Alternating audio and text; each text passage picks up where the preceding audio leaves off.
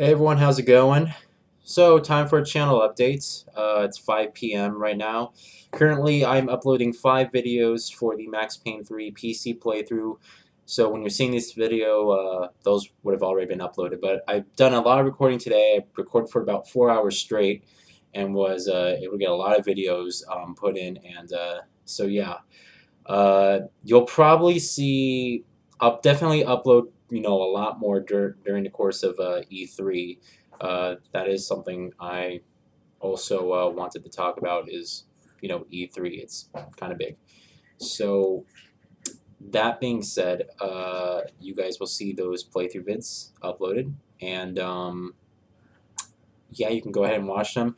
There's one thing I do want to mention if you haven't watched them already. The first 4 vids, I think. Uh, I was trying to mess with my settings a little bit. Those videos, the first 4 videos, basically, what happened was my computer has like a lot of processes running at the same time. I had Steam open, I had Skype open, Origin was open.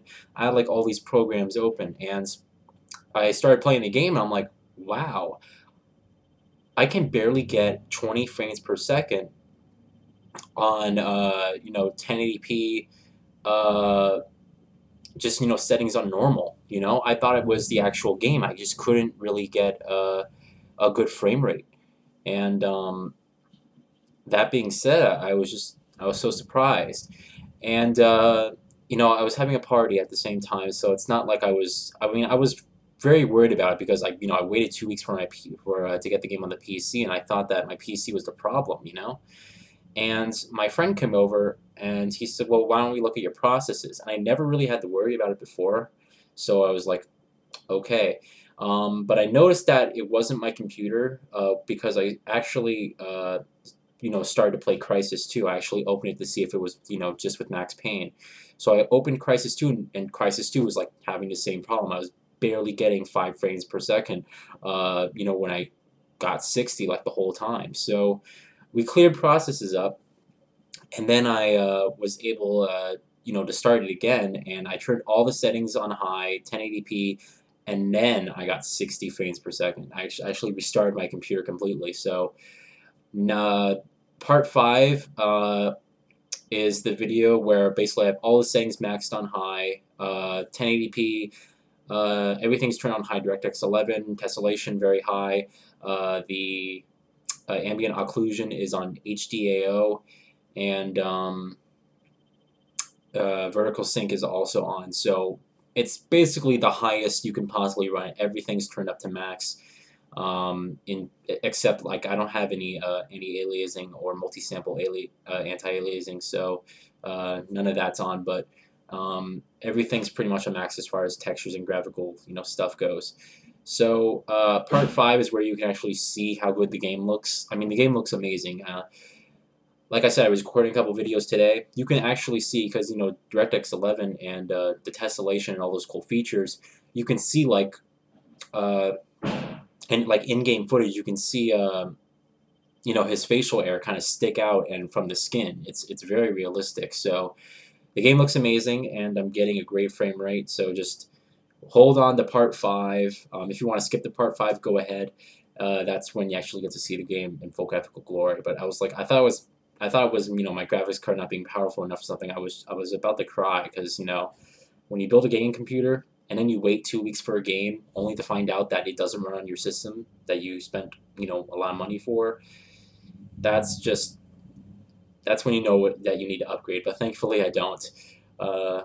But yeah, just hold out until part 5. Then it really gets good.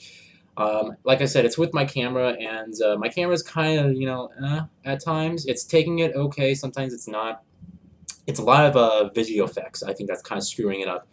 So there's a lot of all the lines. Like the game constantly has those video effects with like the text popping up everywhere and the screen disorienting. I mean, it's kind of too much at times, and I mean, it focuses great. Right now, I'm actually transferring the videos onto my hard drive. I mean, it's not like it wasn't focusing well. It was focusing great, but just at certain times, I think it was kind of screwing it up. But I got better using it, so it's all good. But I made lots of progress today. on the game. I got up to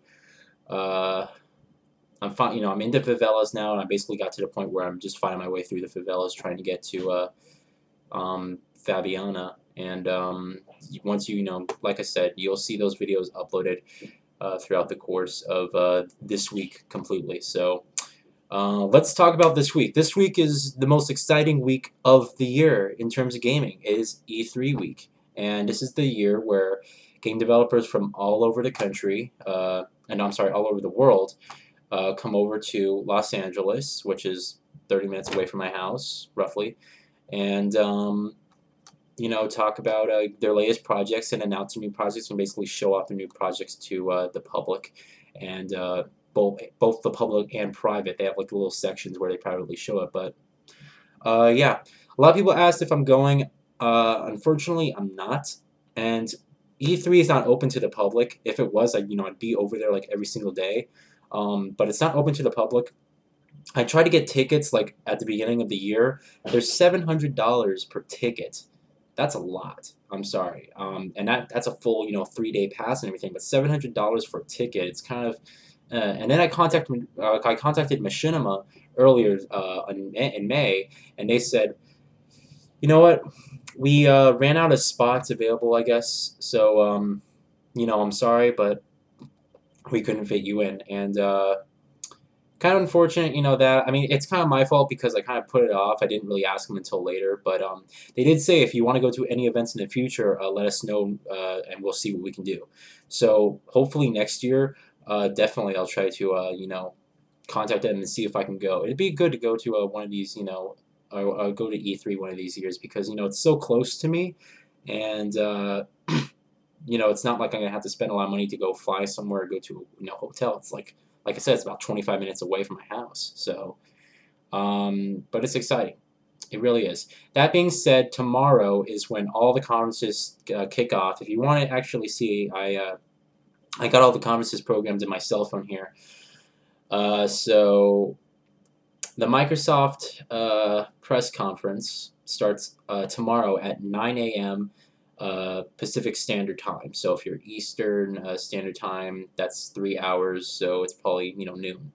But that starts. That being said, I have to get up early and watch that.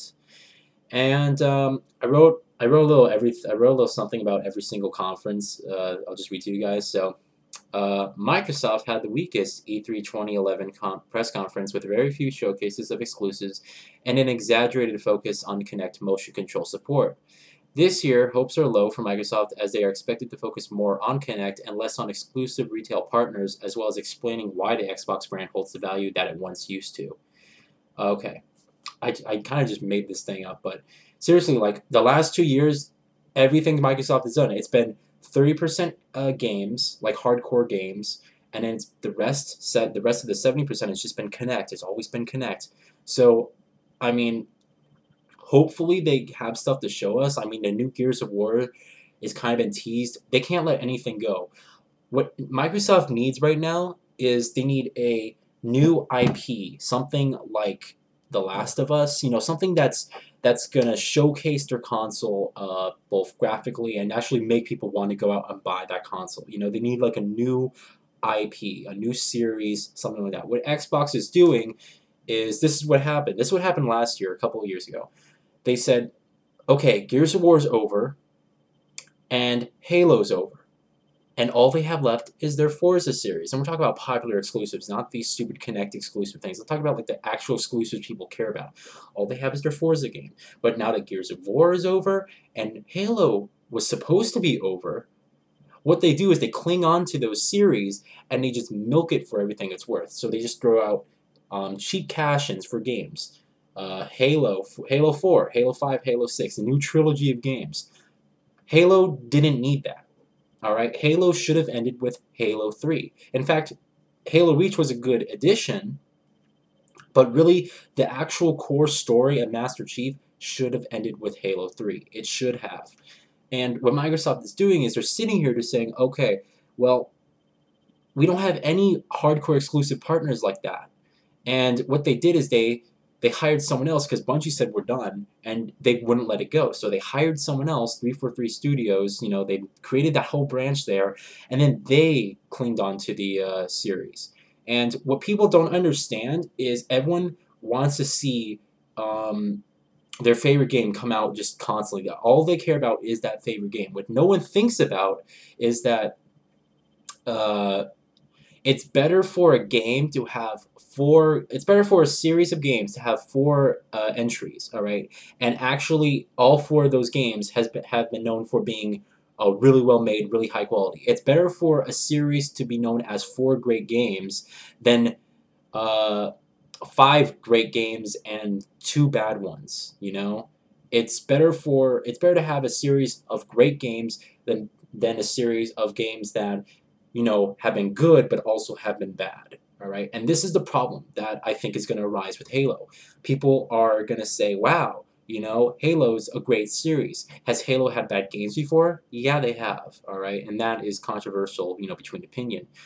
But uh, here's the thing: if Halo 4, Halo 5, and Halo 6, let's say they all sucked, all right, which is highly doubtful. I mean, they're going to make it high quality. They're going to try to make it good, right? But let's say Halo 4 and let's say Halo 4 really was good, and then Halo 5 and 6 just were horrible. They were horrible games.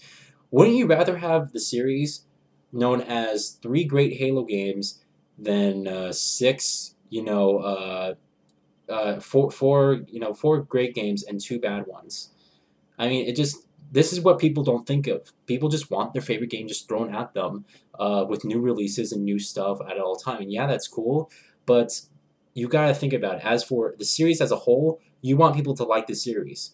Okay, I love the Uncharted series. Do I think they should make 7 of them? No. Do I think they can make 7 of them? Yeah, they can just. That's a franchise, first of all. Another rule I have is that you should never have a game surpass itself more than 3 releases. And what I mean by that is 3 series, all right? Mass Effect, for instance. Mass Effect is over. It should be over. There's been 3 continuing, games in that series. It's a series. A franchise is... Let's think of a franchise here. Uncharted. Okay, there's a franchise. A franchise is a game that has a story that ends with one game and then has another game that has a different story than the first one. Uncharted 2 has a different story than Uncharted 1. That's a franchise. Halo 2 was a direct sequel to Halo 1. Halo 3 was a direct sequel to Halo 2. Gears of War 3 was a direct sequel to Gears of War 2. And, you get what I'm saying. I just think that for 3 games is enough to warrant a... it's enough as far as a series of games go, and that's just my opinion. All right. As far as franchises go, yeah, you can make more of them, but you really shouldn't overdo it. Like Uncharted 4, I think should be the last one. It should. All right. If they're gonna make, they're obviously gonna make another one, but it should be the last one. It should be over with Uncharted 4. You shouldn't put out 6, 7, 8, even more Uncharted games because it gets sales on your system. Have the game, have the series of games or the franchise be known for great games rather than 5 good ones and 3 bad ones. That's just what I think. All right, so that's what I think about the whole Gears of War, Halo stuff. Microsoft can't it's like they're too incompetent to think of something else. It's like I just don't understand it. So that's what I thought about Microsoft's. Electronic Arts, the worst company in America, they call it. All right. That starts at 1 p.m. Eastern, I'm sorry, Pacific Standard Time. And here we go. The current holder of the Worst Company in America award now holds the spotlight to explain how the company can redeem itself from this rather hilarious and embarrassing reward it has earned. EA has a great list of games that gamers love. From Battlefield to Need for Speed, EA really needs to needs to really put together a great conference that shows gamers that they're not as bad as they seem. My hope is there will be an announcement or at the most a teaser trailer for Mirror's Edge 2. Obviously, my favorite game. One of my favorite games of all time. An original title started by DICE who was partnered with EA. So That's what I think about, Electronic Arts. All right. They have, like I said, they had a lot of great games that gamers love, but the company, as far as business wise, what they do, they are really kind of evil. It's both, it's Activision and EA. I used to really like EA. I loved EA, and then I heard, and then after them, they remember EA is the ones who first introduced the online pass. The online pass was first introduced with Dead Space 2. It was them. They started it. So, all right. Then Ubisoft starts at 3. All right, 3 p.m. Pacific Standard Time. Ubisoft was the laughingstock of E3 2011. Although they showed and announced very promising titles such as Far Cry 3, it was their host that almost made their conference painful to sit through. I mean, he never really convinced me that he himself was a gamer. This year, however, they need to cut the act and get straight down to business by announcing anticipated titles as well as showing off more in-depth gameplay for the current unreleased titles like Far Cry 3. I'm super excited for Far Cry 3, but I swear if they hire that announcer, Mr. Caffeine, um, I don't know how they could. I know it's their 25th anniversary, and I couldn't believe it was like the whole thing was a joke to them. It's like they weren't taking themselves seriously enough. I mean, there was no response from the crowd when he was doing jokes. So, yeah.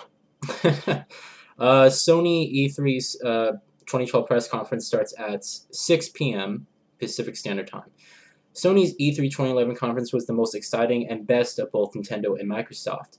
This year it looks to be even better. While we won't get a new console announcement, Sony has stated that we will be able to witness and try out 20 new games or accessories.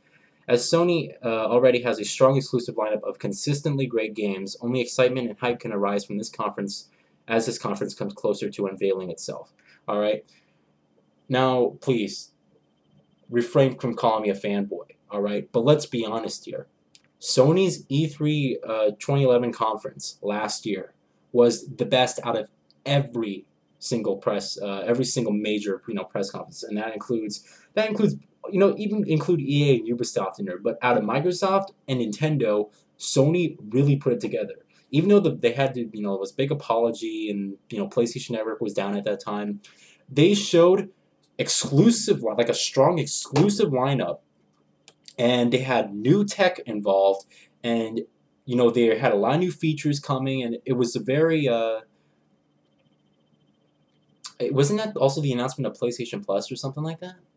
Was that it? I think that may have also been the announcement there. I'm not really sure, but let's be honest, their E3 2011 conference was pretty damn good. Now, with their E3 2012 conference, again, the thing that Sony has going for it and is that their console's really cheap. All right, $250 for PlayStation 3 160 gig. That's only $50 more than I can get for an Xbox 4 gigabytes, and that's $50 less than I can get for an Xbox 360 250 gigabyte. And on top of that, I get a Blu-ray player and a great exclusive lineup. And again, Sony has a very strong exclusive lineup of games. That's what they're good at. All right, they have really strong exclusive partners with them, and I think that's what helps them out the most, because those are the games that those are bragging rights basically. A lot of people don't care about exclusives. Come on, you gotta care about exclusives. I mean, they're basically bragging rights. All right, I'm telling you, right? Like a lot of people would love to see. A lot of Xbox guys would love Uncharted, a game like games like Uncharted, Resistance, Killzone, all those great popular franchises. They would love to have games like that on their Xbox, but all they have is their Halo and Gears of War 3 or Gears of War series, which are good games, but at the same time, it's all that they have.